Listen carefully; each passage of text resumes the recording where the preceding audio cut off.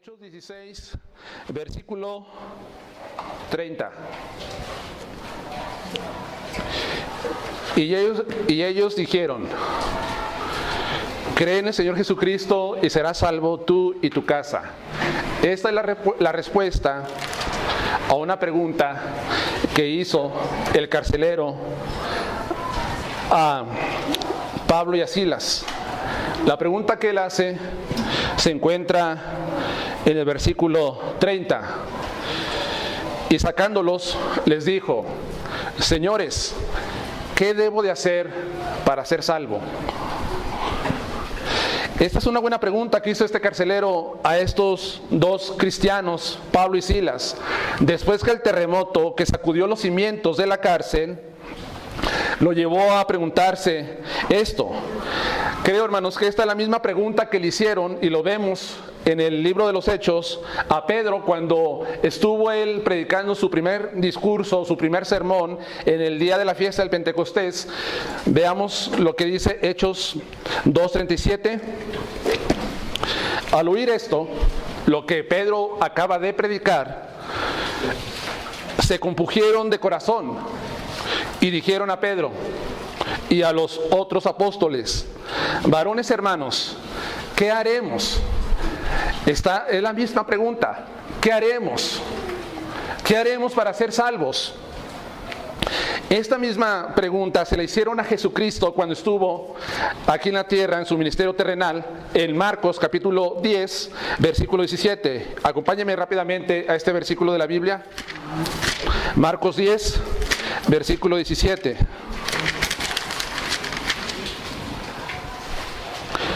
Al salir él para seguir su camino, vino uno corriendo e hincado la rodilla delante de él, le preguntó: Maestro bueno, ¿qué haré para heredar la vida eterna? Este joven rico también está preguntándole a Cristo qué es lo que tiene que hacer para recibir la vida eterna. Lo mismo que preguntó el carcelero y lo mismo que le preguntaron a Pedro en su primer discurso en esa fiesta del Pentecostés. Creo, hermanos, que nosotros, como anunciadores del Evangelio, tenemos que llevar a las personas que les compartimos el mensaje a hacerse esta misma pregunta. Que ellos nos pregunten: después que tú me has anunciado el Evangelio, después que me has compartido y me has enseñado todas estas cosas que yo desconocía tal vez, ¿qué haré para ser salvo? ¿Qué les tendría que responder usted a una persona que le preguntara esto después de que le comparte el Evangelio? Tal vez ustedes ya tienen la respuesta y la saben, hermanos, pero vamos a ver qué enseña la palabra de Dios en este evento de Pablo y Silas cuando están en Filipos acerca de cómo las personas llegan a la salvación. Esta pregunta debe ser previa en el pecador antes de la salvación. Es mi deseo que al predicar el Evangelio la gente llegue a preguntarse, vuelvo a reiterar, ¿qué debo hacer para ser salvo? Como está sucediendo en este capítulo pues de las Escrituras, tenemos que ver también qué es lo que sucedió previo a tener este encuentro Pablo y Silas con este carcelero. ¿Qué está sucediendo? ¿Por qué eventos tuvo que pasar Pablo y Silas para llegar a este punto con este hombre? Fue a través, hermanos, dice la Escritura, de una agitación en contra de estos dos misioneros que se encontraban en esta ciudad, que tuvieron ese encuentro con este hombre en la cárcel. Además, quiero que note que el apóstol Pablo enseña en Romanos capítulo 8, versículo 28, que a los que aman a Dios todas las cosas les ayudan a bien. Eso escribió este Pablo a los romanos, a los creyentes que estaban en esta ciudad. Los que aman a Dios todas las cosas les ayudan a bien. Pero yo quiero hacer una pregunta: ¿qué cosas buenas podían sacar estos misioneros en esta situación tan adversa en la prisión de Filipos? ¿Qué cosas buenas podían encontrar ellos en tal situación? Lo bueno que pudieron sacar en esta situación es la pregunta que le hace el carcelero: ¿qué debo de hacer para ser salvo? Y la conversión de este mismo hombre, y no solamente de él, sino que también de su familia. Pero antes de esto, quiero que veamos los acontecimientos previos acerca de este momento, hermanos. Volvamos a Hechos 16, versículo 16 al 21. Aconteció que mientras íbamos a la oración, nos salió al encuentro una muchacha que tenía espíritu de adivinación, la cual daba gran ganancia a sus amos adivinando. Esta, siguiendo a Pablo y a nosotros, daba voces diciendo: estos hombres son siervos del Dios Altísimo, quienes os anuncian el camino de salvación. Y esto lo hacía por muchos días, mas desagradando a Pablo, éste se volvió y dijo al Espíritu: te mando en el nombre de Jesucristo que salgas de ella. Y salió en aquella misma hora. Pero viendo sus amos que había salido la esperanza de su ganancia, prendieron a Pablo y a Silas y los trajeron al foro ante las autoridades. Y presentándolos a los magistrados, dijeron: estos hombres, siendo judíos, alborotan nuestra ciudad y enseñan costumbres que no nos es lícito recibir ni hacer, pues somos romanos. Hasta aquí, hermanos. Veamos qué es lo que está sucediendo aquí. Aquí Lucas describe que mientras ellos van rumbo a la oración, recuerde que se reunían al lado del río, porque la ciudad de Filipos, pues, era una ciudad que había muchos manantiales y también por allí pasaba un río en esta ciudad. Las mujeres se reunían allí y también Lidia y los de su casa se reunían allí también después de haber sido bautizados por Pablo y por Silas. Aquí está diciendo Lucas que ellos van hacia ese lugar y les sale al encuentro una muchacha que tenía espíritu de adivinación, la cual daba gran ganancia a sus amos, adivinando, de acuerdo al versículo 16. Esto es muy interesante que veamos en esta tarde.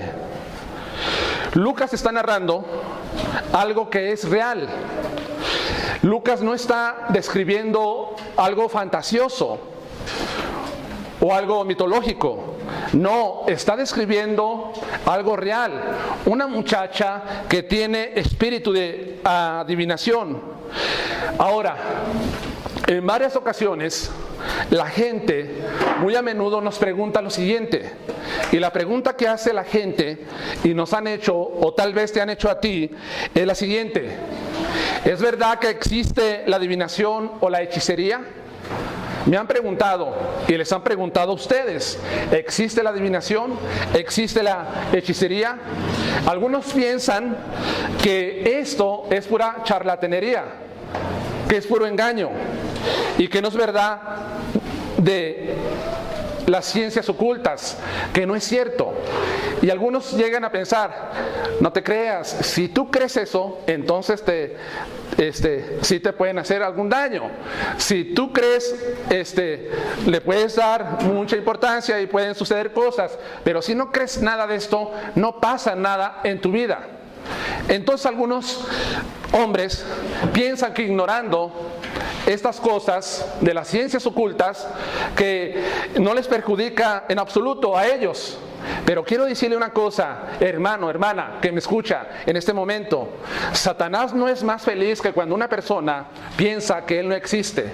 Él agarró mucha ventaja sobre esa persona cuando esa persona dice: Satanás no existe. En verdad, Satanás ya tiene mucho terreno ganado en esa persona, en ese hombre o en esa mujer. El simple hecho de que la gente niegue la existencia del mal, eso no cambia la realidad. Existe el bien, existe el mal. Existe Dios, existe el enemigo. Esto no lo podemos negar nosotros. Ahora, Cuando la gente pregunta esto, ¿cuál es la respuesta que nosotros damos? Bueno, ¿qué dice la Biblia respecto a la pregunta que hacen las personas? Respecto a la adivinación. ¿Qué dice? ¿Es mentira o es verdad? ¿Es engaño o es charlatanería o son cosas que en realidad existen? ¿Son verdaderas? La Biblia tendrá una respuesta para las ciencias ocultas, para las cosas esotéricas, de todo lo que venden allí en el mercado, de todas las hierbas, amuletos y tantas cosas. ¿Tendrá una respuesta la Escritura respecto a esto? Claro que sí. En Levíticos 19, rápidamente vamos a ver unos versículos. Versículo 31. Dice lo siguiente: no os volváis a los encantadores, ni a los adivinos, no los consultéis, contaminándonos con ellos. Yo, Jehová, vuestro Dios. El Señor Dios está enseñando a su pueblo a que no deben de consultar adivinos, que no se deben de contaminar con ello.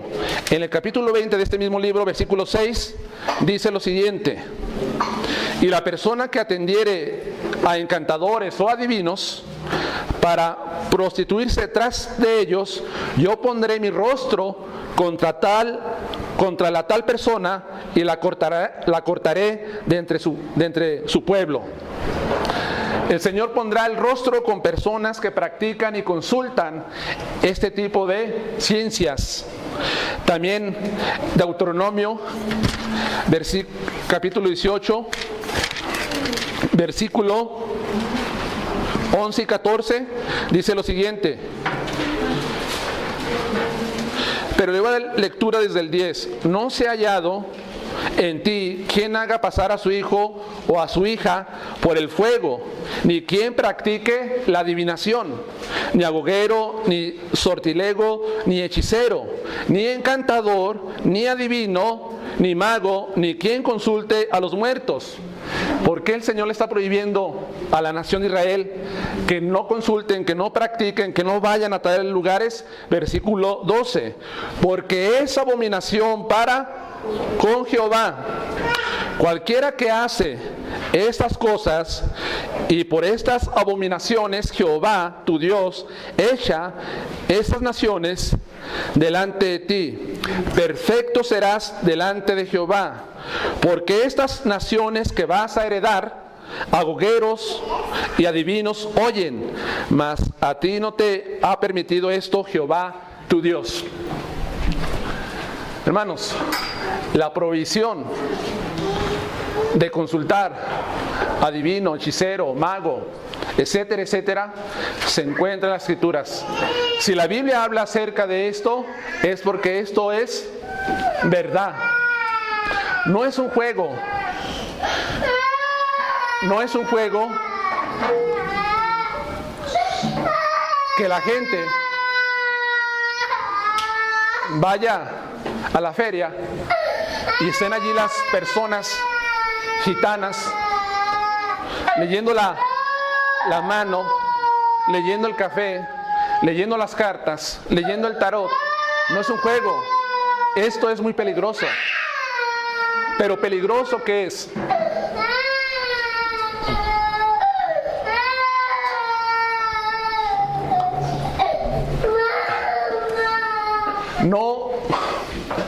No debemos jugar, y creo que ningún cristiano lo hace, pero la gente que nos escucha a través del internet, no debemos involucrarnos en estas ciencias ocultas porque son una abominación para Jehová. No es un juego que los jóvenes o las muchachas agarren el horóscopo y Génesis, Capricornio, Libra, etcétera, etcétera, y consulten a ver qué dice su signo del zodiaco de acuerdo a los astros. Hermanos, Jehová prohibió esto y no debemos en ninguna manera nosotros practicar estas cosas porque son abominación a Él. Ahora bien, ahí está la pregunta que la gente nos hace. ¿Es verdad de la adivinación? Sí. A veces es pura charlatanería, pero sí hay verdad en esto. Ahora, dice la escritura que esta muchacha que tenía espíritu de pitonisa, de adivinación, daba gran ganancia a sus amos adivinando, versículo 16. Daba gran ganancia a sus amos adivinando. ¿Sabe usted cuánto genera de ingreso, de dinero, las prácticas esotéricas, los artículos y todo esto que venden? Por ejemplo, en Europa más de 3 millones de euros al año produce. Me puse a consultar un poco acerca de esto y existen supuestamente tratamientos de guías, de consejeros espirituales que cobran a los consultantes hasta tratamientos de 120,000 pesos, algunos de 20,000 pesos, y así va variando de acuerdo a lo que la gente anda buscando respecto a lo que sus propios intereses, felicidad, que el marido me ame más, que la mujer me ame más, que no se vaya de mí, etcétera, etcétera, etcétera, que me vaya bien, etcétera. Pagan mucho dinero respecto a esto. Lo mismo está pasando aquí en la ciudad de Filipos. La ciudad de Filipos era una ciudad próspera, comerciante. Dicen la arqueología que en esta ciudad había yacimientos de minas de oro y se producían al año hasta 1,000 talentos de oro. Era una ciudad muy próspera. Había muchos comerciantes. ¿Recuerdan ustedes que allí estaba esta Lidia? No era originaria ella de esta ciudad, ella era de Asia. Pero esta gente que estaba aquí le encantaba ir a consultar a los adivinos. Y no importaba lo que les cobraran, con tal de saber acerca del futuro o que su negocio prosperara más, etcétera, etcétera. Lo hacían. Mucha ganancia, hermanos, generaba esto. Ahora, ustedes han visto algo. En la televisión hay gente que supuestamente adivina, hay gente que lee las cartas y predice el futuro y salen diario muchas veces en la televisión y duran media hora o una hora allí en el canal de televisión. ¿Cuánto no cuesta un espacio en la televisión? ¿Cuánto dinero cuesta por un anuncio comercial? Cuesta muchísimo. Y yo me pregunto muchas veces, ¿cómo le hacen estas personas para pagar diariamente media hora por un espacio en la televisión? ¿De dónde sale? Pues hermanos, es un negocio muy próspero. En la radio también lo mismo sucede. Salen en la radio, en la televisión, etcétera. ¿De dónde sale todo eso? Pues gente que llega a pagar hasta 120,000 pesos, 50,000 pesos, 30,000 pesos por un tratamiento a través de estas ciencias ocultas.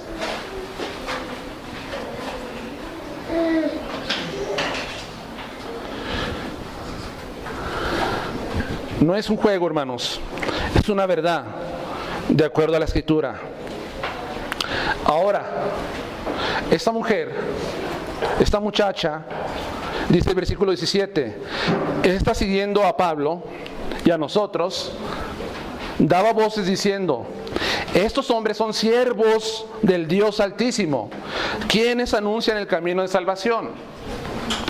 Y esto lo hacía por muchos días, mas desagradando a Pablo, se volvió y dijo al Espíritu: te mando en el nombre de Jesucristo que salgas de ella, y salió de ella en esa misma hora. Me pregunto, ¿por qué le desagradó a Pablo que esta muchacha fuera tras ellos dando estas voces? ¿Acaso estaba diciendo mentiras que ponían en peligro el ministerio de Pablo y de Silas y de Lucas en ese entonces? ¿Por qué lo desagradó? Hermanos, ¿sabe por qué desagradó a Pablo esto? Porque a la iglesia, los redimidos del Señor son los que deben de anunciar los caminos de Él. Es la iglesia la columna y baluarte de la verdad. No es la voluntad de Dios que la gente lo conozca a través de una propaganda de demonios, sino a través de los discípulos de Él. No es la voluntad de Dios que vaya alguien con un espíritu demoníaco dando voces, hablando. ¿Por qué? Porque es a nosotros que se nos ha comisionado y se nos ha dado esa comisión de ir a ser discípulos a las naciones. Nosotros, la iglesia, somos los que somos columna y baluarte de la verdad, y porque somos baluarte de la verdad, debemos proclamar la verdad a las personas, no los demonios. No los demonios. Eres tú y soy yo el que debe de hablar estas verdades del Evangelio, de las cosas de Dios. ¿Cómo sabemos esto? El mismo Cristo, cuando estuvo aquí en la tierra, Él enfrentó una gran oposición demoníaca durante su ministerio. En Marcos 1, versículos 24 y 25, dice lo siguiente. Está el Señor en una sinagoga en la ciudad de Capernaum, y en el versículo 24 dice, 23, pero había en la sinagoga de ellos un hombre con espíritu inmundo, que dio voces, diciendo, ¿qué tienes contra nosotros, Jesús Nazareno? ¿Has venido para destruirnos? Sé quién eres el Santo de Dios. Verso 25, pero Jesús le reprendió diciendo, cállate y sal de él. Y el espíritu inmundo, sacudiéndole con violencia y clamando a gran voz, salió de él, y todos se asombraron. Cristo le está diciendo a este espíritu inmundo que dijo, sé quién eres el Santo de Dios. Quizás aquí todavía no te reconocen como el Mesías, como el Hijo de Dios, pero nosotros te reconocemos. Jesús le dijo, cállate y sal de él. No lo dejó hablar, porque Jesús no buscaba propaganda de los demonios, sino a través de sus discípulos. Y en este mismo Evangelio, Marcos 3, versículo 11, dice, y los espíritus inmundos, al verle, se postraban delante de él y daban voces, diciendo, tú eres el Hijo de Dios, tú eres el Cristo, tú eres el Mesías, tú eres el enviado, tú eres el Santo de Dios. Versículo 12, mas él les reprendía mucho para que no lo descubrieran. Jesús reprendió a los demonios porque no buscaba que ellos proclamaran que él era el Mesías. Eso es exclusivo solamente de los discípulos, de los cristianos, de los hijos de Dios. A nosotros nos toca pues esa tarea. Ni siquiera a los mismos ángeles del cielo se les dio la tarea de proclamar el camino de salvación. Si hubiera sido la tarea de ellos, ellos estuvieran anunciando en este momento el Evangelio. Pero es a los redimidos, es a los que Dios ha llamado para que cumplamos con esta obra que Él nos ha dado. Volvamos a Hechos, donde estamos en el capítulo 16. Dice que esto disgustó a los amos de esta mujer, de esta muchacha. ¿Por qué los disgustó? Porque vieron que la esperanza de su ganancia se iba. La esperanza de su ganancia se iba. Lo que vemos aquí, que el Evangelio fue una amenaza para los intereses egoístas y codiciosos de estos hombres, los amos de esta mujer. En el versículo 19 dice, fue una amenaza el Evangelio para ellos. para sus ganancias.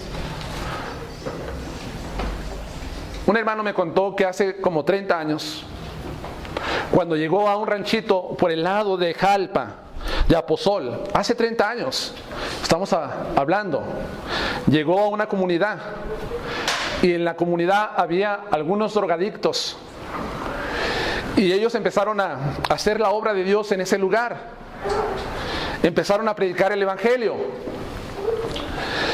y no era su intención de ellos hacer un centro de rehabilitación para drogadictos que querían recuperarse, no era. Pero al predicar el evangelio, pues un drogadicto se convirtió a Cristo y después él, recién convertido, empezó a acercar más compañeros de él, a más drogadictos, de tal manera que las personas que vendían su droga en ese lugar se enojaron. ¿Por qué? Porque ya no había consumidores y los intereses egoístas y codiciosos de estos hombres estaban siendo afectados. ¿Qué hicieron? Llegaron y le dieron una paliza, una golpiza a este hermano. Pero él no desistió, él siguió adelante, anunciando, y se levantó una congregación en ese lugar. Esto es lo que hace el evangelio muchas veces. Afecta los intereses de las personas. Más adelante en el libro de Hechos vamos a ver un episodio donde también algunos fabricantes de dioses de Diana de los Efesios también se molestan porque su negocio venía abajo. Esto es lo que hace el evangelio, hermanos, muchas veces. Y esto es lo que está pasando aquí, precisamente con Pablo y con Silas. Ellos los prendieron, los llevaron a los magistrados. Esta era una ciudad, era una colonia romana donde tenía magistrados, donde se regían por la ley romana, donde ellos elegían a sus oficiales y donde no pagaban impuestos algunos de ellos como ciudadanos romanos. Era una colonia romana y presentaron a Pablo. Pero algo que me llamó la atención es en el versículo 21. Dice, esta es la acusación que hicieron en el 21 y en el 20. Estos hombres, siendo judíos, alborotan nuestra ciudad y enseñan costumbres que no nos es lícito recibir ni hacer, pues somos romanos. ¿Qué está pasando aquí, hermanos? Los llevaron porque su negocio se vio afectado.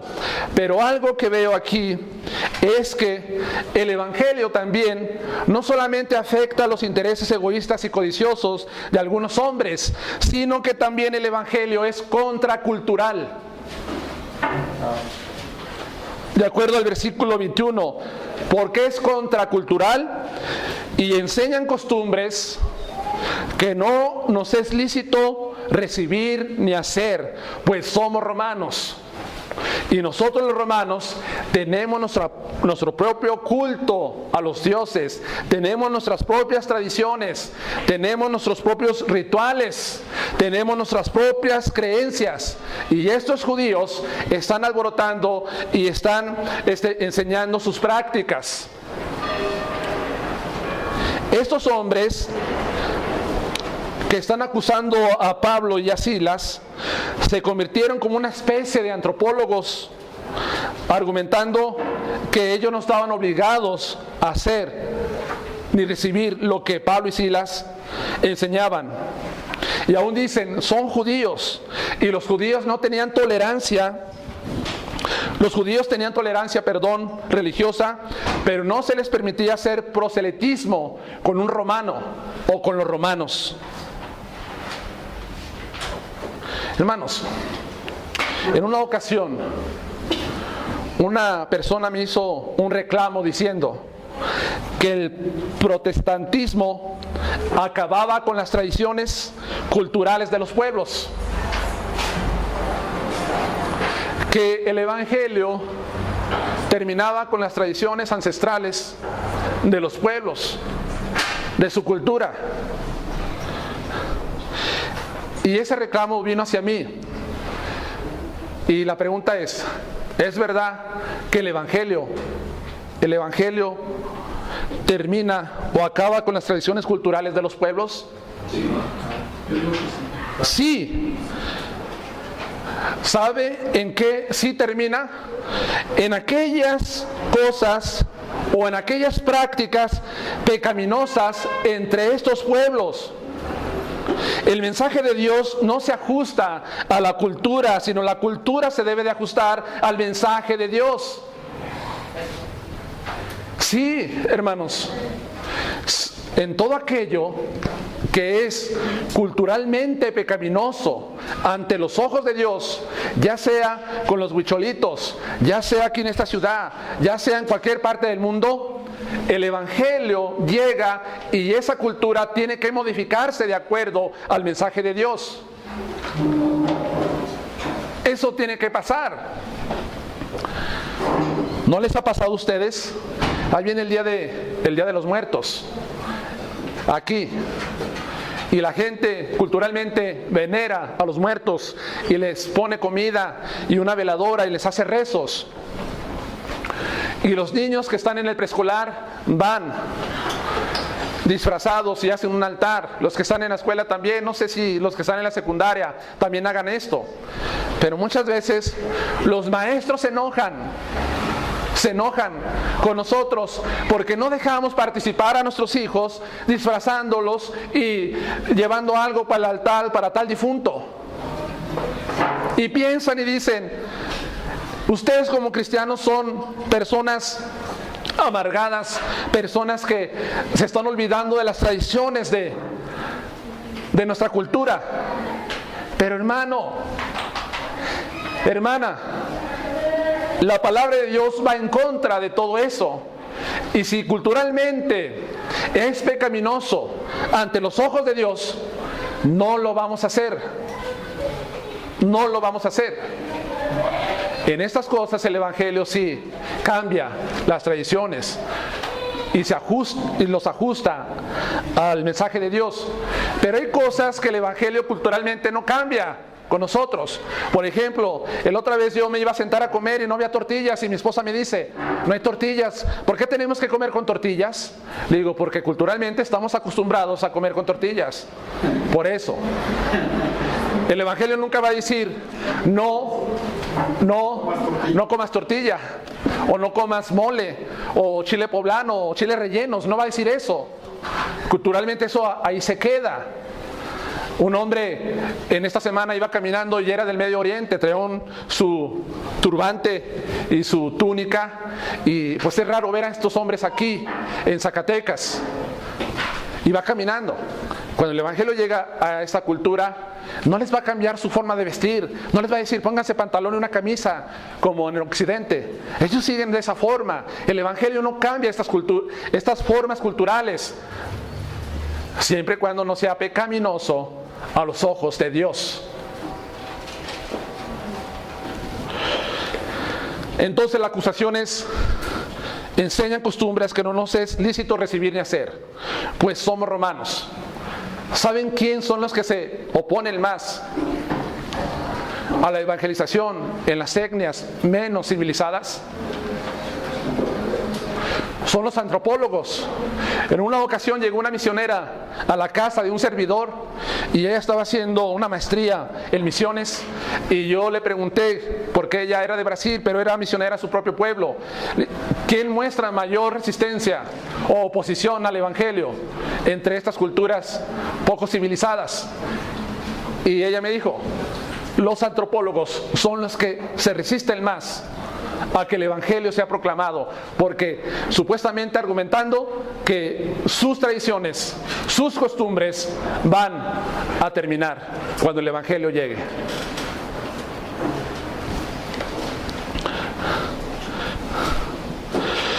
Continuemos. Versículo 22. Y se agolpó el pueblo contra ellos y los magistrados, rasgándoles las ropas, ordenaron azotarles con varas. Después de haberles azotado mucho, los echaron en la cárcel, mandando al carcelero que los guardase con seguridad, el cual, recibiendo este mandato, los metió en el calabozo de más adentro y les aseguró los pies en el cepo. Pero a medianoche, orando Pablo y Silas, cantaban himnos a Dios y los presos oían. Segundo punto que traigo, encarcelados en Filipos. ¿Y cuál es la actitud de Pablo y Silas ante esta adversidad? ¿Cuál fue esa actitud de ellos ante la oposición, ante la adversidad? Recordemos que ellos fueron azotados con varas, versículo 22, versículo 23. Después de haberlos azotado mucho, les rasgaron hasta la piel, les dejaron marcado, los echaron en la cárcel, mandando al carcelero que los guardase con seguridad, el cual, cuando recibió este mandato, los metió en el calabozo de más adentro y les aseguró los pies con el cepo. Hermanos, las cárceles de la antigüedad eran cavadas como en una cueva, muchas de ellas. Y las cárceles no se comparan en absoluto a las cárceles modernas que nosotros conocemos hoy. Aquellas cárceles eran oscuras, eran húmedas y eran pestilentes. No entraba rayos del sol. Los pusieron en el calabozo más adentro a ellos. Y aún con sus espaldas ensangrentadas, debilitados y azotados, dice que les pusieron un cepo. Un cepo eran como dos tablas que tenían como una curva, y ponían una tabla así, le ponían los pies y luego encima le ponían la otra tabla y los aseguraban, y eso causaba gran dolor y los dejaba prácticamente inmovilizados a las personas. Así dejaron a Pablo y a Silas, en la oscuridad, en la humedad, en la pestilencia, y con estas torturas de este cepo. Así estaban ellos, dice aquí Lucas. Ahora, ante esto que estaban ellos experimentando, ¿cuál fue la actitud de ellos?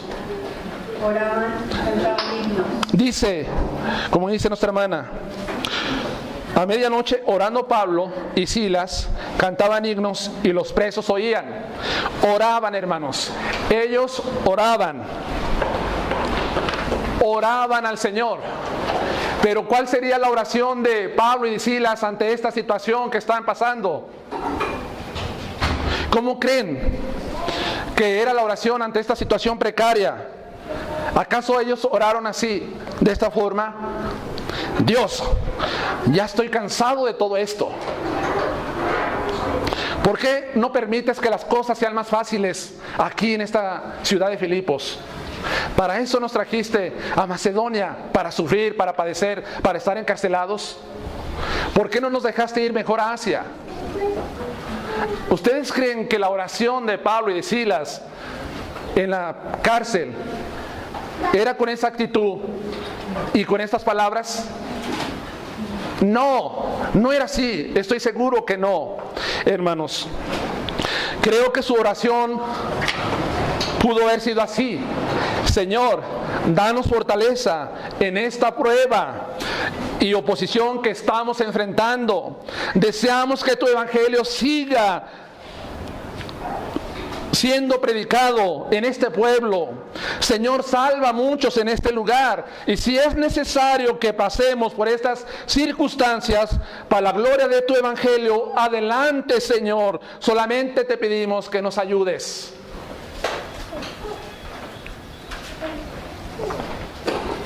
Tal vez esa fue la oración, y es lo más viable de Pablo y de Silas.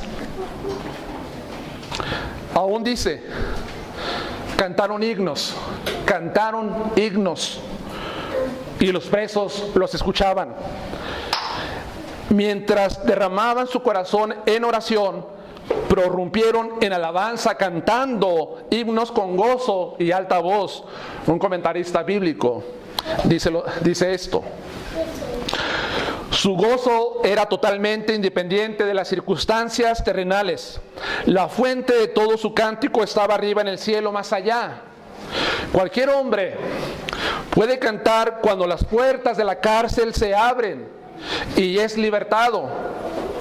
El alma del cristiano canta en la cárcel. Creo que posiblemente Pablo hubiese cantado un solo si hubiese estado yo en el lugar de Silas. Sin embargo, veo la gloria y la grandeza del Espíritu que se levanta por encima de todas las dificultades y limitaciones que experimentamos. Buen comentario.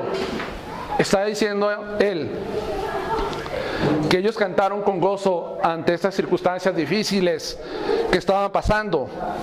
Y él dice, y si yo estuviera en el lugar de Silas, estoy seguro que Pablo hubiera cantado solo. Pero él se sorprende de la grandeza del Espíritu que se levanta por encima de todas las dificultades y limitaciones.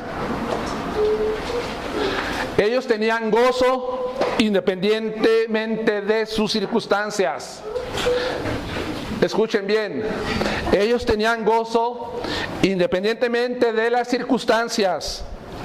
Esta es la actitud que debe tener un cristiano ante las dificultades. Es la actitud que debe tener un cristiano ante las dificultades. ¿Y acaso no dice la Biblia en Santiago capítulo 1 versículo 4 lo siguiente? En el 2 al 4: hermanos míos, tened por sumo gozo cuando os halléis en diversas pruebas, sabiendo que la prueba de vuestra fe produce paciencia.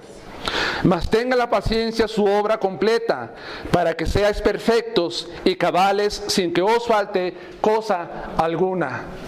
¿Qué estaban haciendo? Se estaban gozando ante esta prueba, ante esta adversidad ellos. Y una pregunta para que la piense y para que la piense yo: ¿cuál sería tu actitud si estuvieras en ese lugar? ¿De derramar tu corazón en oración y cántico de alabanza a Dios como Pablo y Silas? ¿O de queja? ¿O de temor? Experimentamos muchas cosas: temor, vergüenza, queja, etcétera. Pero esas cosas no glorifican a Dios. Lo que glorifica a Dios es tener una actitud de gozo, de cántico ante las dificultades.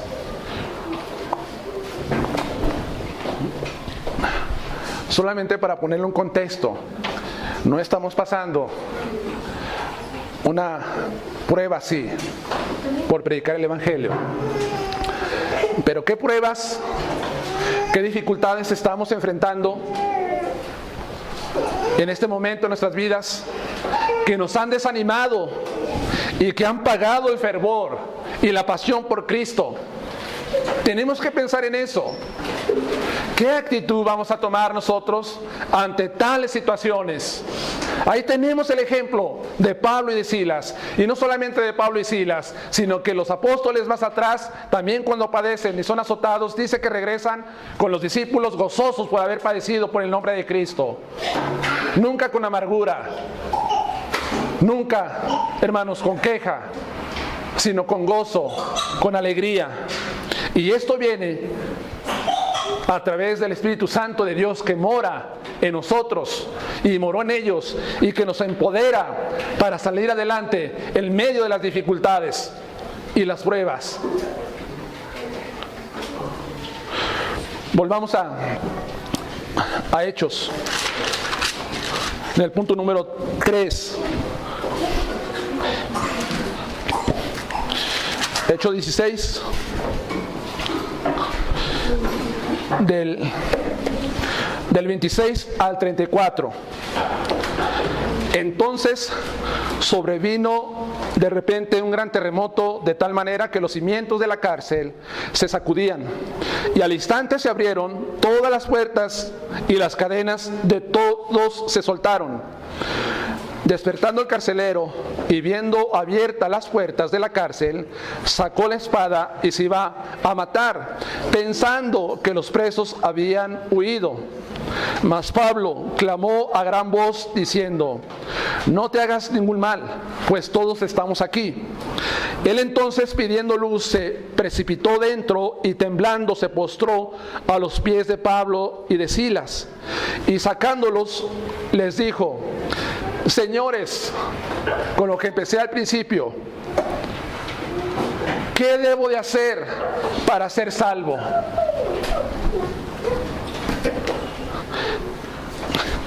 ¿Qué debo de hacer para ser salvo?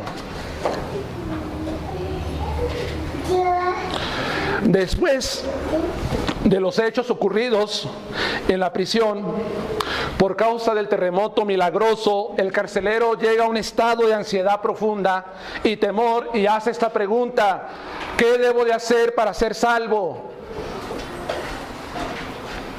Pero la pregunta que yo hago: ¿qué le llevó a hacer esta pregunta a él? ¿Qué le llevó a hacer esta pregunta? Aquí veo varias cosas. Número uno, es posible que él estuvo escuchando orar y cantar himnos a Dios, a Pablo y a Silas, pues los presos los oían y él estaba allí.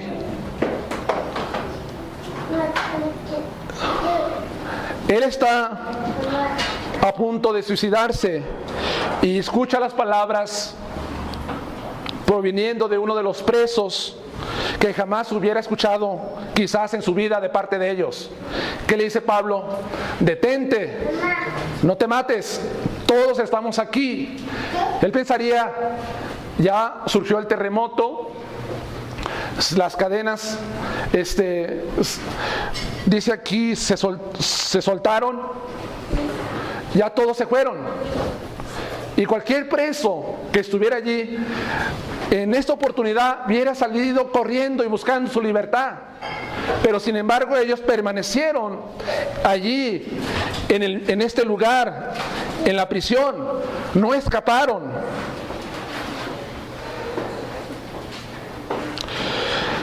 Todo esto produjo ese gran estado de ansiedad y temor. No porque los presos, ahora que Pablo le dice: espera, el temor que él tiene no es porque los presos hubieran escapado y tuviera que dar cuentas a los magistrados por lo sucedido, pues los presos todavía se encontraban allí. ¿Sabía usted que este guardia, al escaparse los presos, él tenía que morir con una muerte humillante por tal negligencia que él hizo? Pero su temor no viene porque los presos escaparon, los presos estaban allí. Entonces, es posible que este hombre sabía de las acusaciones contra Pablo y Silas, pues cuando les azotaron él estaba presente allí y sabía de qué se le estaba acusando. Ahora, al momento del terremoto y de todo lo sucedido, él hace un descubrimiento, este carcelero. Quizás él había escuchado a esta muchacha con espíritu de pitonisa, de adivinación, diciendo: estos hombres son siervos del Dios Altísimo, quienes anuncian el camino de salvación. Y deduce él, por todo lo que pasó, que esto es verdad, porque este terremoto no fue la casualidad, sino que fue operado de una manera milagrosa. Ahora, es interesante que notemos esto, porque muchos piensan que cuando él dice: ¿qué debo de hacer para ser salvo, que se refiere para escapar de la muerte romana. No, él ya sabe que están los presos allí y que no van a huir. Él sabe estas cosas. Entonces, ¿qué le produce pues esta ansiedad y ese temor que lo lleva a hacer esta pregunta?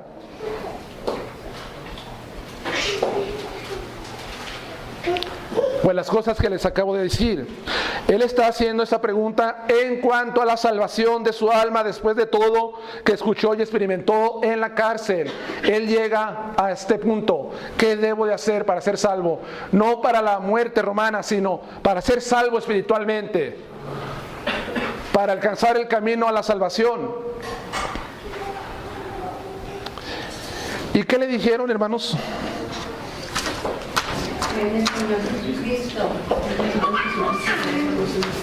Eso le dicen, pero ya se me está cerrando la garganta.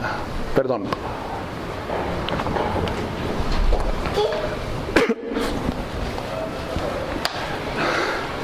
Encontré algo muy interesante en cuanto a la pregunta: ¿qué debo de hacer para ser salvo? Sustancialmente, este es el clamor de todo pecador, convencido de su pecado, aunque varía en cada caso según la luz, así como la profundidad de la ansiedad expresada. Al punto que voy, y de acuerdo a este comentario, es que esta pregunta casi sustancialmente se debe de hacer cada persona que va a llegar a la salvación. Pero después de que es confrontada, como el caso del carcelero, con todo lo sucedido y todo lo que escuchó, que llegue esa convicción y se haga la pregunta, según la luz que reciba tal persona. Esta pregunta debe proceder a cualquier caso genuino de conversión. El hombre debe de saber que está perdido antes de ser salvo. Es prematuro decirle a alguien cómo ser salvo, excepto si primero puede decir desde su corazón: verdaderamente merezco el infierno.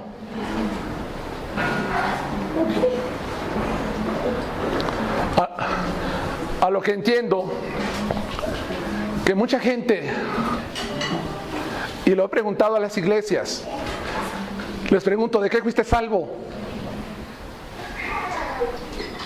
No, pues, a ver, ¿de qué fui salvo? ¿De qué fui salvo? A ver, todo eso.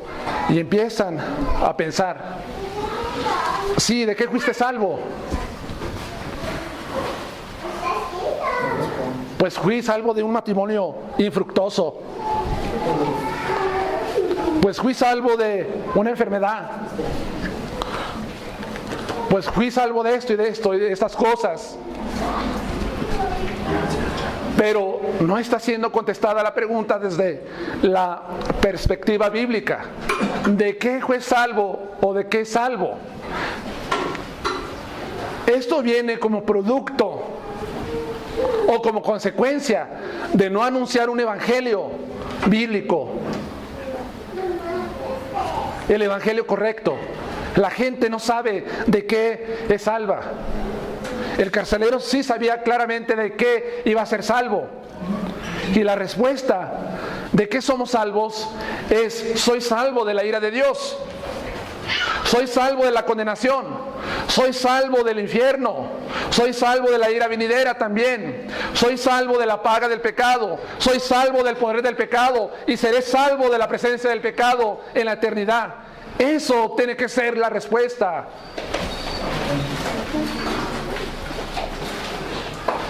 Pero hasta que no entienda la gente o el pecador desde su corazón decir verdaderamente merezco el infierno, entonces va a entender la salvación de su alma.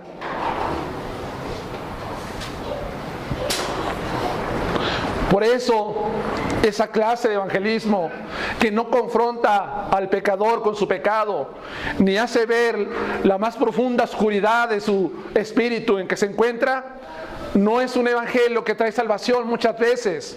Dios soberanamente puede salvar a alguien por su misericordia, por un evangelio que no fue proclamado correctamente. Dios es soberano, lo hace, pero Él ha mandado y ha establecido en su palabra cómo debemos nosotros anunciar el evangelio correctamente. Y Pablo le dice en el versículo 31, ellos dijeron: cree en el Señor Jesucristo y serás salvo tú y tu casa.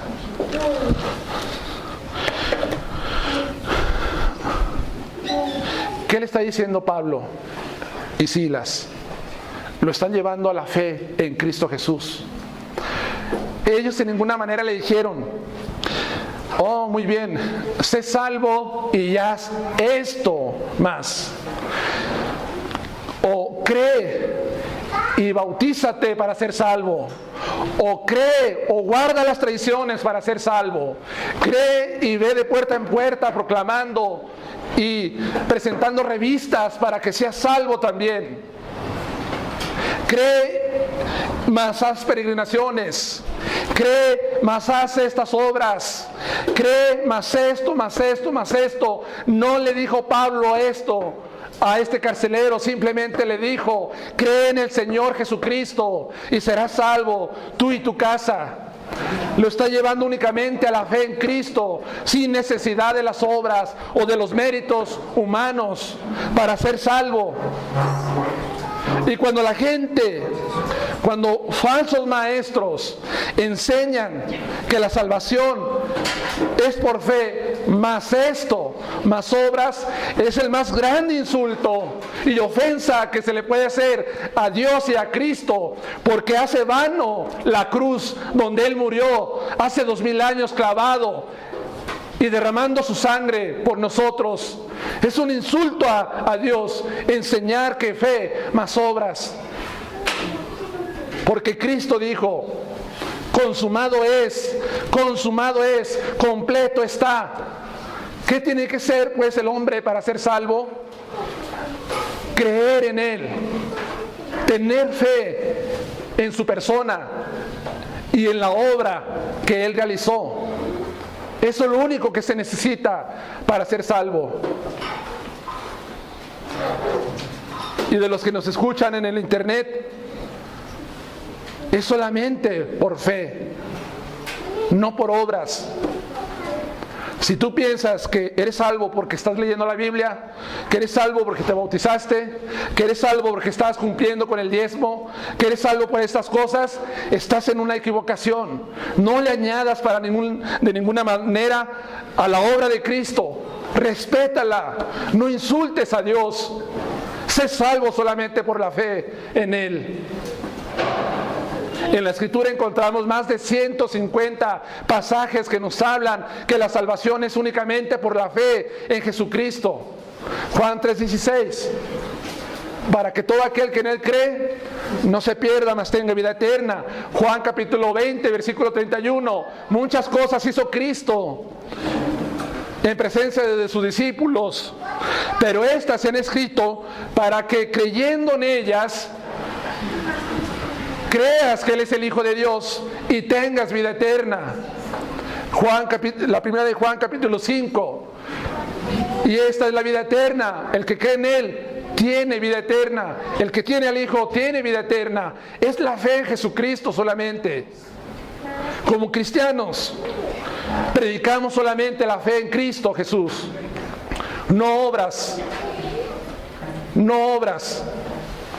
sino solamente fe en Jesús. Cristo es el que salva. Cristo. Porque por las obras de la ley ningún ser, ningún hombre será justificado. En Gálatas 2, versículo 16. sabiendo que el hombre no es justificado por las obras de la ley, sino por la fe en Jesucristo.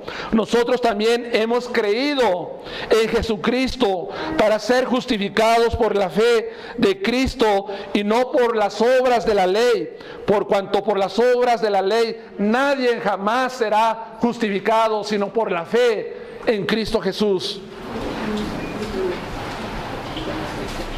Eso es lo que tienes que enseñarle a la gente cuando llegue a este punto. ¿Qué debo de hacer para ser salvo? Hermanos, es la fe en Jesús la que nos salva. Es Él, es Él. Y ya en el versículo 35 y 40